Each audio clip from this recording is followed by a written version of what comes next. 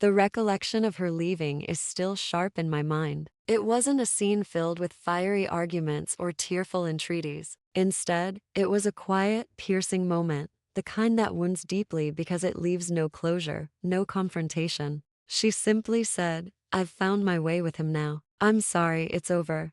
At first, I doubted my own hearing. I thought it might be a cruel jest, but it wasn't. The instant she walked away, something within me broke. No reasoning, no defense, just her silhouette fading without a backward glance. I stood rooted, stunned, heartbroken, and completely alone. I hadn't seen it coming. True, we'd faced challenges, but I believed we were still bound, building something significant together. Yet, in a fleeting moment, everything changed. She wasn't just abandoning me, she was choosing another. I was left to pick up the pieces of what we'd created, unsure of where I'd faltered or if my missteps even mattered anymore. Those early weeks were excruciating. I endlessly wondered if I could have stopped it. Had I been too absorbed in my work, lost in my own world? I tortured myself with these questions, yearning for an answer to why she'd chosen him over me, why he became her tomorrow. As time passed, the pain transformed into something different, a dull numbness. I pushed forward. I went back to my job,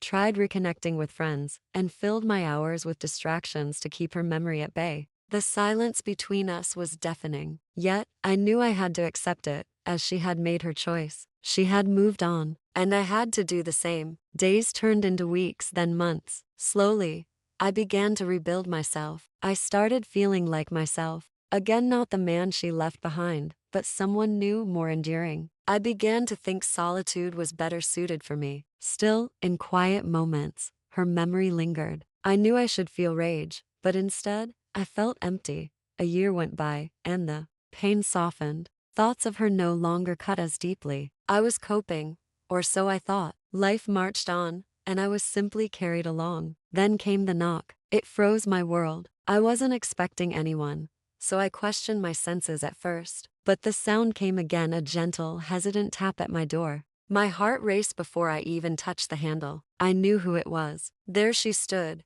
tears tracing paths down her face. I'd never seen her so vulnerable. "Can I come in?" she asked, her voice quivering, as if she feared I'd turn her away. I wavered, torn. After everything that had happened, I had every reason to shut the door, to tell her to leave for good. But I couldn't. A part of me still cared, still longed to know why she stood there, broken, when just a year ago she'd walked away without a pause. I stepped aside, allowing her to enter. She sat on the sofa, a stranger yet painfully familiar. Her eyes were puffy from crying, her hair disheveled, as if sleep had evaded her for days. A heavy silence settled between us. Neither of us knew how to start. How do you talk to someone who shattered your heart, yet now sat before you, fragile and broken? "I've thought of you every day," she began, her voice barely a whisper. "I know I don't deserve your forgiveness, but please hear me out. I've made so many mistakes, and the guilt is crushing. I thought leaving was the right choice,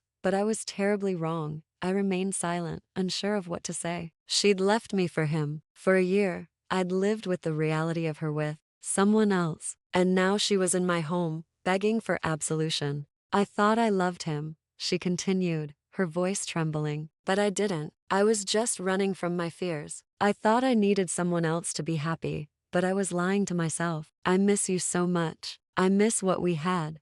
Her words hung in the air, stirring a whirlwind of emotions within me: anger, hurt, confusion, and a faint spark of hope. Hope that maybe we could rebuild, that forgiveness was within reach. But the memory of her departure, without a word or fight, clung to me. "You left without even trying," I said quietly, my voice steady but tinged with the pain I'd buried. "You chose him. You didn't give me a chance." Her face collapsed under the weight of her remorse. She knew the pain she'd inflicted. "I know," she whispered. "I can't erase what I did, but I've learned what truly matters. I realize now it was always you. You were my future, and I was too blind to see it."